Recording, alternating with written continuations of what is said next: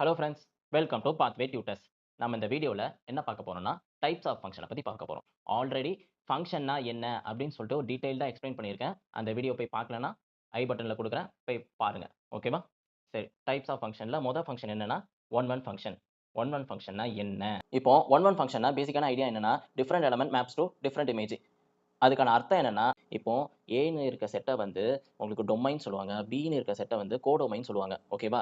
இங்க செட்ல இருக்க ஏல இருக்க செட்ல இருக்க எலமெண்ட் எல்லாமே டிஃபரெண்ட்டா இருக்கணும். ஒரே சேம் எலமெண்ட்டா இருக்கக்கூடாது. ச டொமைன்ல இருக்க எல்லா எலமெண்ட்டும் டிஃபரெண்ட்டா இருக்கணும். அந்த பர்ட்டிகுலர் எலமெண்ட் எடுத்து நான் ஃபங்ஷன்ல அப்ளை பண்ணி கிடைக்க போற அவுட்புட் வந்து உங்களுக்கு கோடொமைன்ல இருந்திருக்கணும். ஓகேவா? அப்படி இருந்துச்சுன்னா, அதுவும் யூனிக்கா இருக்கணும். அதே மாரி இந்த இடத்துல மேப் ஃபங்ஷன் அப்ளை பண்ணி கொண்டு வரோம் பார்த்தீங்களா? அத வந்து மேப்பிங்ன்னு சொல்லுவாங்க. சரியா? இப்போ இதே எலமெண்ட் இப்ப நான் பின்னு சொல்ற எலமெண்ட்ட வந்து ஃபங்ஷன்ல அப்ளை பண்ணி, இங்க நம்ம டிக்கே போகக்கூடாது. சரியா? ஒரு எலமெண்ட்டுக்கு ஒரு மேப்பிங் தான் இருக்கணும். அது யூனிக்கா இருக்கணும். இதுதான். இப்போ இங்க டொமைன்ல இருக்க எலமெண்ட்ட வந்து ப்ரீ இமேஜ்ன்னு சொல்லுவாங்க. அதே உங்களுக்கு மேப்பிங் ஆகுறான் பார்த்தீங்களா? அவன வந்து அதாவது இங்க ஃபங்ஷன் அப்ளை பண்ணி உங்களுக்கு அவுட்புட்டா கிடைக்க போற எலமெண்ட் இருக்கான் பார்த்தீங்களா? அந்த எலமெண்ட்ட தான் இமேஜ். அப்படி இல்லன்னா ரேஞ்சுன்னு சொல்லுவாங்க. சரிங்களா? உங்களோட கோடொமைன் வந்து எவ்வளவு பெருசா, அதிகமா எவ்வளோ வேணா இருக்கலாம். ஓகே. அதுல நமக்கு மேப்பிங் எலமெண்ட்ஸ தான் ரேஞ்சு இல்ல இமேஜ்ன்னு சொல்லுவாங்க. ஸோ இது இதுபடியா ஒன்னுக்கான ஃபர்ஸ்ட் எக்ஸாம்பிள். இப்போ ஃபங்ஷன் வந்து எங்க இருந்து எங்க போகுது? A mapping to B. இப்போ உங்களோட A ஓட செட் என்ன? 1, 2, 3ன்னு குடுத்துருக்கேன். நான் டிஃபைன் பண்ணியிருக்கேன். Bன்னு சொல்ற எலமெண்ட்ஸ் வந்து 1, 2, 3, 4ன்னு சொல்லிட்டு எழுதியிருக்கேன். ஸோ இவன் Aன்னு சொல்றது வந்து நம்ம டொமைன் எழுதிக்கலாமா? இங்க A, இது B. ஓகே. இப்போ நான் என்ன குடுக்குறேன்? டொமைன்ல இருக்க எல்லா எலமெண்ட்டும் டிஃபரெண்ட்டா இருக்கா? மொத விஷயம். இருக்கிறான். சரி. இப்போ டொமைன்ல இருக்க இந்த பர்ட்டிகுலர் எலமெண்ட்ட எடுத்து இங்க நான் ஃபங்ஷன்ல அப்ளை பண்றேன். அப்படி ஃபங்ஷன்ல அப்ளை பண்றேன்னா, இப்போ F of 1 is equal to எக்ஸ்க்கு பதிலா நான் 1ன்னு குடுக்குறேன். இப்போ 1ன்னு குடுத்தேன்னா, உங்களுக்கு அவுட்புட் வந்து இங்க என்னன்னு கிடைக்கணும்? 1ன்னு கிடைக்குது. சரிங்களா? இதுதான் உங்களுக்கு அவுட்புட். இந்த அவுட்புட் வந்து இங்க கோடொமைன்ல இருக்கான்னு பாருங்க. இருக்கிறான். ஸோ அப்போ 1 இஸ் மேப்பிங் டூ 1. ஓகேவா? அதே மாரி 2ன்னு குடுக்குறேன். இப்போ 2ன்னு இங்க ஃபங்ஷன்ல குடுக்கும்போது F of 2 is equal to 2ன்னு குடுக்குறேன். ஓகேவா? ஏன்னா இங்க நான் ஐடென்டி ஃபங்ஷனாவே எடுத்துக்கிட்டேன். ஸோ அதனால நான் அப்படியே எடுத்துக்கிட்டேன். இப்போ 2க்கு இஸ் ஈக்குவல் டூ 2. இப்போ 3ன்ட்டு குடுக்கும்போது உங்களுக்கு 3ன்னு கிடைச்சிரும். இப்போ கோடொமைன்ல எக்ஸ்ட்ரா கூட உங்களுக்கு எலமெண்ட்ஸ் இருக்கலாம். அப்படி இருந்தாலும் பிரச்சனை இல்ல. மொத விஷயம் உங்களுக்கு டொமைன்ல இருக்க எல்லா எலமெண்ட்டுக்கும் மேப்பிங் கண்டிப்பா இருந்தே ஆகணும். இது நெசசரி. ஓகேவா? இப்போ இத வச்சு நம்ம என்ன சொல்லலாம்? உங்களுக்கு ரேஞ்ச் என்னப்பா? ரேஞ்ச் வந்து ரேஞ்ச் செட் என்னன்னா 1, 2, 3. இத 1, 2, 3ன்னு எத சொல்றோம்? அவுட்புட் எலமெண்ட்ஸ தான் நம்ம வந்து எழுதியிருக்கோம். ஓகேவா? இப்போ 1, 1க்கு இன்னொரு விதமாவும் நம்ம சொல்லலாம். என்னன்னா, கோடொமைன் சப்செட் ஆஃப் ரேஞ்ச்.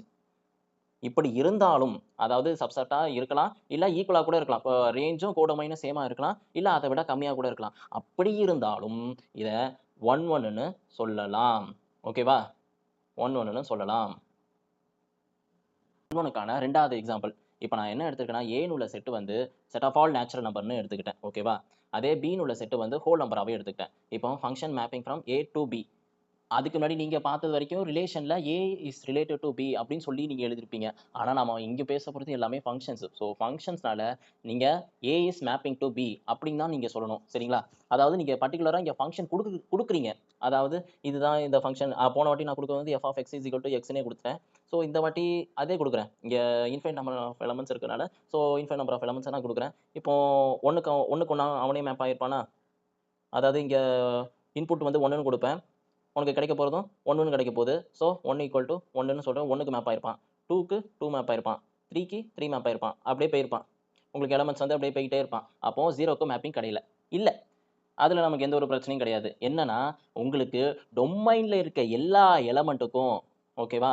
டொமைன்ல இருக்க எல்லா எலமெண்ட்டுக்கும் உங்களுக்கு தேர் எக்ஸிஸ்ட் எ மேப்பிங். உங்களுக்கு ஒரு மேப்பிங் இருந்திருக்கணும். ஒரு மேப்பிங் இருந்திருக்கணும். ஓகேவா? அப்படி இருந்துச்சுன்னா, இத வந்து 1 1 ஃபங்ஷன்னு சொல்லலாம். 1 1 ஃபங்ஷன். இது 1 1 ஃபங்ஷன் தான். ஓகேவா? இப்போ டொமைன்ல இருக்க எல்லா எலிமெண்ட்டுக்கும் for all X belongs to A, அதாவது உள்ள இருக்க எலிமெண்ட்ஸ் தான் there exist a unique mapping to B, அதாவது கோடொமைன்ல தட் ஷுட் பி யூனிக்காக இருக்கணும், அந்த மேப்பிங்கும் யூனிக்காக இருக்கணும். அப்படி இருந்துச்சுன்னா 1 1. ஓகேவா? சரி, 1 1க்கான இன்னொரு எக்ஸாம்பிளும் கொடுக்குறேன், இன்னும் தெளிவாக வைங்க. இப்போ மூணாவது எக்ஸாம்பிள் ஏன்னு சொல்றது வந்து அது நேச்சுரல் நம்பராகவே எடுத்துக்கிறேன். அது இங்கே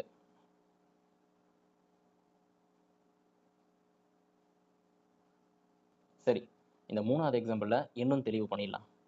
இப்போ ஏன்னு உள்ள செட் ஆஃப் ஆல் எலமெண்ட் வந்து ஹோல் நம்பர்ஸாக கொடுத்துருக்கேன். பின்னு உள்ள செட் வந்து செட் ஆஃப் ஆல் எலமெண்ட் வந்து இங்கே நேச்சுரல் நம்பராக கொடுத்துருக்கேன். ஓகேவா? ஸோ உங்களோட ஏன்னு உள்ள செட் வந்து ஹோல் நம்பர்னால ஸ்டார்டிங் ஃப்ரம் 0 1 2 3. ஸோ பின்னு உள்ள செட் வந்து நேச்சுரல் நம்பர்னால 1 2 3ன்னு எழுதியிருக்கேன். உங்களோட ஃபங்க்ஷன் என்ன கொடுத்துருக்கேன்? F of X is equal to எக்ஸ்னே கொடுத்துருக்கேன். இப்போ இது வரைக்கும் நான் எக்ஸ்னு கொடுத்துருக்கேன். இதுக்கப்புறமா உள்ள ஃபங்க்ஷனில் வந்து நான் எப்படி எல்லாம் மாற்றுறேன், ஃபங்க்ஷன் வந்து எப்படி எல்லாம் மாற்றிக்கலாம்ல, X square, X cube, 2x அப்படி என் இஷ்டப்படி நான் மாற்றிக்கலாம். அது டிபெண்ட்ஸ் ஆன் த ஃபங்க்ஷன். அது 1 1 இல்லையா, இதுதான் நீங்கள் ஃபங்க்ஷனை பொறுத்து அது இருக்கா இல்லையா அப்படின்னு தான் நம்ம சொல்லணும். சரிங்களா?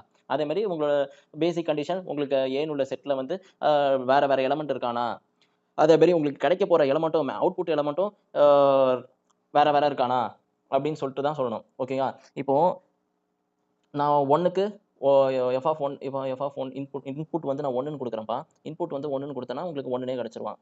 ஸோ 1க்கு 1 மேப் ஆயிரும், 2க்கு 2 மேப் ஆயிரும், 3க்கு 3 மேப் ஆயிரும், 4க்கு 4 மேப் ஆயிரும். அப்படி இருக்கிற எலமெண்ட் எல்லாத்துக்கும் அப்படியே மேப் ஆகிட்டே வந்துடும்.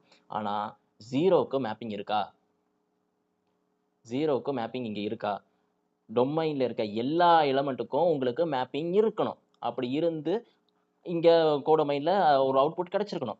ஆனால் 0க்கு நான் ஃபங்க்ஷனில் கொடுத்தேன்னா எஃப் ஆஃப் 0ன்ட்டு கொடுத்தேன்னா இங்கே 0ன்னு உனக்கு அவுட்புட்டு கிடைக்கும். ஆனால் 0 is not belongs to natural number. So இது 1 1 ஃபங்க்ஷன் இல்லை. ஓகேவா? இது 1 1 ஃபங்க்ஷன் இல்லை. இப்போ 1.1ல எக்ஸாம்பிள் 4 பார்க்கலாமா? ஏனோட செட்டு வந்து -1 0 1 2, பின்னு செட்டு வந்து அதாவது கோடொமைன் 0 1 2 3 4 5ன்னு சொல்லிட்டு அது எலமெண்ட் எழுதிட்டேன். இப்போ டொமைன்ல இருக்க எல்லா எலமெண்ட்டுக்கும் உங்களுக்கு ஒரு அவுட்புட் இருந்திருக்கணும், அதுவும் யூனிக்கா இருந்திருக்கணும். அப்படி இருந்துச்சுன்னா 1 1. சரிதானே? அப்போ இங்க -1ன்னு கொடுக்குறேன். -1 கொடுத்தேன்னா இங்க இன்புட் கொடுக்கும்போது இங்கேயும் -1 கொடுப்பீங்களா? -1 ஹோல் ஸ்கொயர்னா உங்களுக்கு 1ன்னு கிடைக்குமா? அதே மாதிரி 1ன்னு கொடுக்குறேன், 1ஓட அவுட்புட் 1 இன்டூ ஹோல் ஸ்கொயர் 1 தான். சரியா? அப்போ 0ன்னு கொடுக்கும்போது உங்களுக்கு 0னே கிடைச்சிருவான். 2ன்னு கிடைக்கும் போது 2 பவர் 4, அதாவது 2 power whole square is equal to உங்களுக்கு 4ன்னு கிடைப்பான். ஓகேவா? சரி, இது எல்லாமே நம்ம மேப்பிங்காக பண்ணி காட்டலாமா? இப்போ -1க்கு உங்களுக்கு 1ன்னு போயிருப்பான், 0க்கு மேலே 0க்கு உள்ள எலமெண்ட்டுக்கு போயிருப்பான், 1க்கு திரும்பி 1க்கே போயிருக்கான்ப்பா. அதாவது different element but same image. தப்பு தானே? அப்போ அவன் 1 1 இல்லை. இதை வச்சு நம்ம சொல்லிட்டு போயிடலாம், டிஃப்ரெண்ட் எலமெண்ட்டுக்கு டிஃப்ரெண்ட் இமேஜ் வந்திருக்கணும். ஆனால் இங்கே சேம் இமேஜாக வருது. அப்படி வர்றதுனால இது 1 1 இல்லை. அதேமாரி 4 எலமெண்ட் வந்து 2க்கு போகும்போது 2 இஸ் மேப்பிங் டு 4. இது 1 1 இல்லை. ஓகேவா? நாட் 1 1. இது வரைக்கும் நீங்கள் பார்த்தது வந்து எக்ஸாம்பிள். அது எப்படி எழுதலாம் அப்படின்னு சொல்லிட்டு நான் எழுதிட்டா?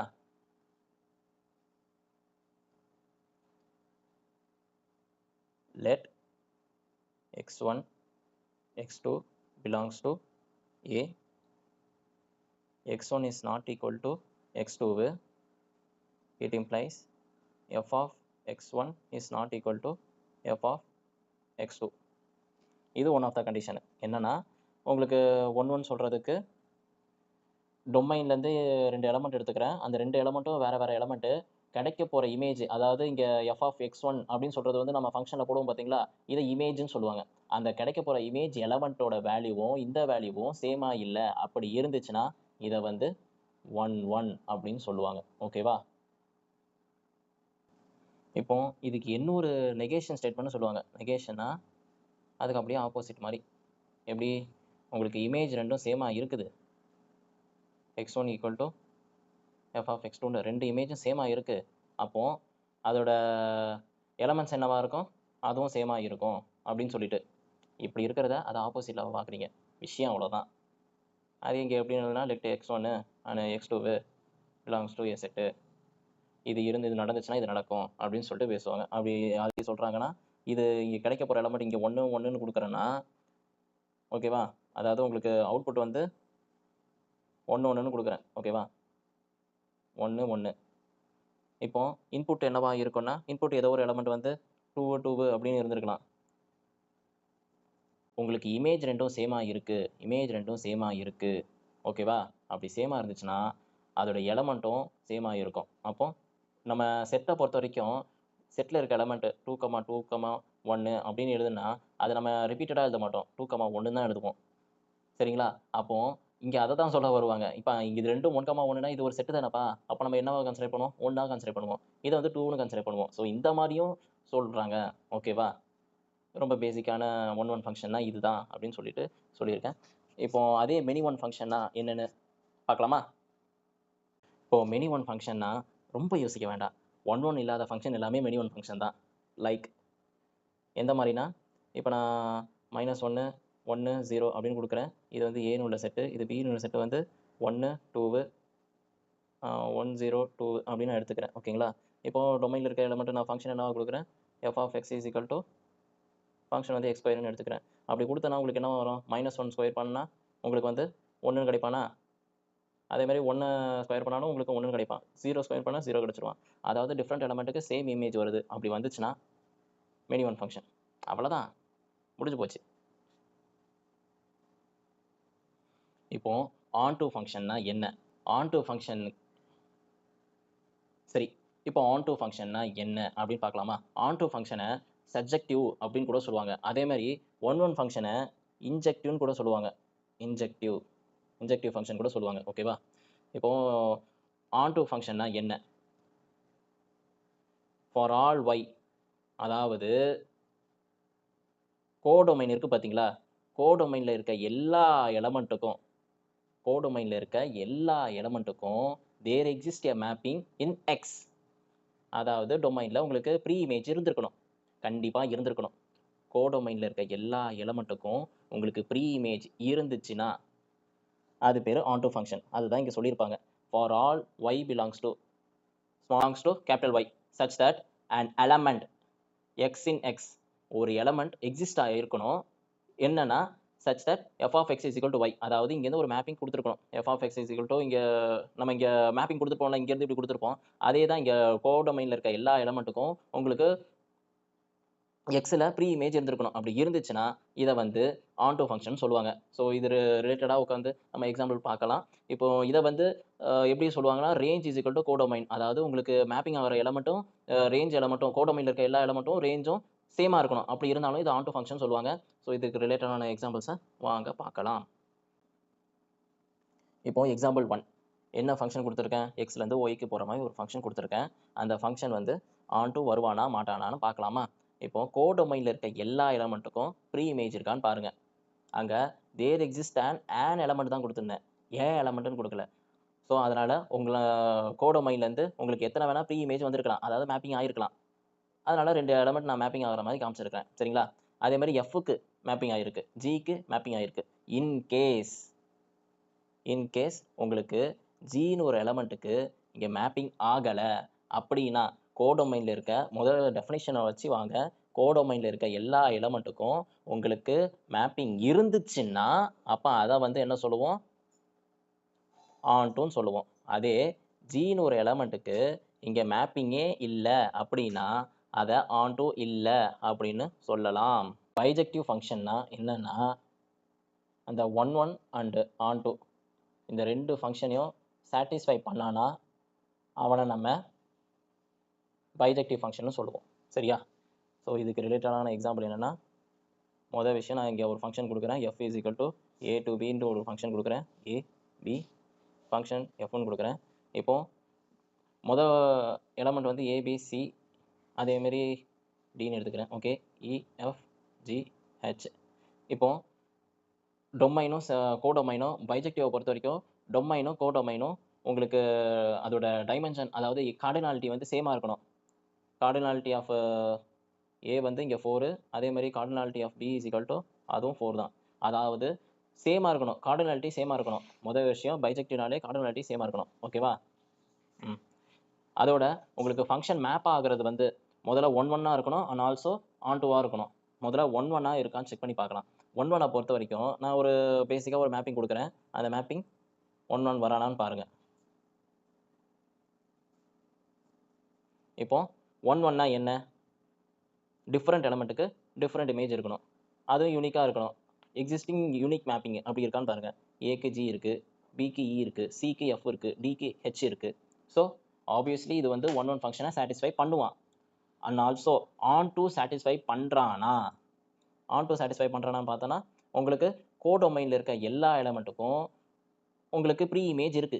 இங்கே இருக்கிறது வந்து பிலேருந்து நம்ம ஈக்கு சொல்கிறது வந்து இமேஜ், இதை இங்கே சொல்கிறது வந்து இமேஜ்ப்பா. இப்படி சொல்கிறது வந்து இமேஜ், இங்கே சொல்கிறது வந்து ப்ரீ இமேஜ் தானே. இப்போ ப்ரீ இமேஜ் இருக்கானா? ஈலேருந்து பார்த்தோன்னா பின்னு ஒரு ப்ரீ இமேஜ் எலமெண்ட்டும் இருக்கான். ஓகேவா? ஸோ எல்லாத்துக்குமே உங்களுக்கு கோடொமைனில் இருக்க எல்லா எலமெண்ட்டுக்கும் there exist a pre image. So அதனால் இவன் பைஜெக்டிவை சாட்டிஸ்ஃபை பண்ணுவான். ஸோ இந்த மாதிரி தான் நம்ம பண்ணி பார்க்கணும். ஸோ இது ஒன் ஆஃப் த மேப்பிங்கு. இதவே மேப்பிங் வேறு மாதிரி கூட கொடுத்து பார்க்கலாம்.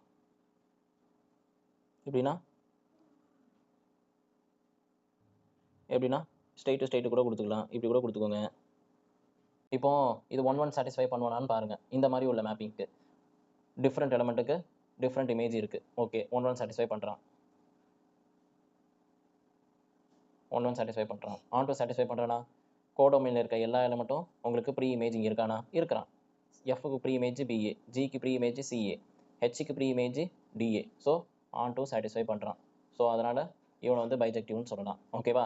இதில் ஏதாவது ஒரு பர்டிகுலராக ஏதாவது ஒரு எலமெண்ட்டுக்கு உங்களுக்கு ப்ரீ அதாவது மேப்பிங் இல்லை அப்படின்னாலே விஷயம் இதில் நான் மேப்பிங் இல்லாத மாதிரி நான் காமிச்சிருக்கேன். இப்போ விஷயம் ஃபங்க்ஷனாலே உங்களுக்கு டொமைனில் இருக்க எல்லா எலமெண்ட்டுக்கும் ஒரு மேப்பிங் கண்டிப்பாக போய் இருக்கணும். ஃபங்க்ஷன்னாலே உங்களுக்கு டொமைனில் இருக்க எல்லா எலமெண்ட்டுக்கும் மேப்பிங் இருந்திருக்கணும். இது ஃபங்க்ஷனே இல்லை. இது ஃபங்க்ஷனே நான் எடுத்துக்க முடியாது. நீங்கள் ஃபங்க்ஷனே இல்லாத பட்சத்தில் ஒன்றுன்னு சொல்ல முடியாது, ஆன்டுன்னு சொல்ல முடியாது, முதல்ல எவனையுமே சொல்ல முடியாது. நீங்கள் முதல்ல ஃபங்க்ஷனாக இருந்தால் தான் இங்கே வந்து நீங்கள் பேசவே முடியும். ஓகேவா? ஸோ இது ஃபங்க்ஷனே இல்லாத பட்சத்தில் ஒன்று ஆண்டுவும் வராது. ஓகே, இப்போ நெக்ஸ்ட்டு இப்போ கான்ஸ்டன்ட் ஃபங்க்ஷன்னா என்னன்னா உங்களுக்கு டொமைனில் இருக்க எல்லா எலமெண்ட்டும் பர்டிகுலராக ஒரே ஒரு இமேஜ், அதாவது ஒரே ஒரு எலமெண்ட்டுக்கு மட்டும் மேப்பிங் ஆகுது அப்படி இருந்துச்சுன்னா இது வந்து கான்ஸ்டன்ட் ஃபங்க்ஷன். அதோட பின்னு சொல்கிற அந்த கோடொமைனில் அந்த ஒரே ஒரு எலமெண்ட்டை தான் வச்சுருக்கோம். ஓகேவா? அப்படி இருந்துச்சுன்னா இதை வந்து கான்ஸ்டன்ட் ஃபங்க்ஷன் சொல்லுவாங்க. ஸோ இந்த ஃபங்க்ஷன் டைப்ஸ் ஆஃப் ஃபங்க்ஷன் உங்களுக்கு தெளிவாக புரிஞ்சிருந்துச்சு அப்படின்னா எனக்கு லைக் பண்ணுங்கள், உங்கள் ஃப்ரெண்ட்ஸுக்கு ஷேர் பண்ணுங்கள், மறக்காமல் சப்ஸ்கிரைப் பண்ணுங்கள். தேங்க்யூ ஃபார் வாட்சிங்.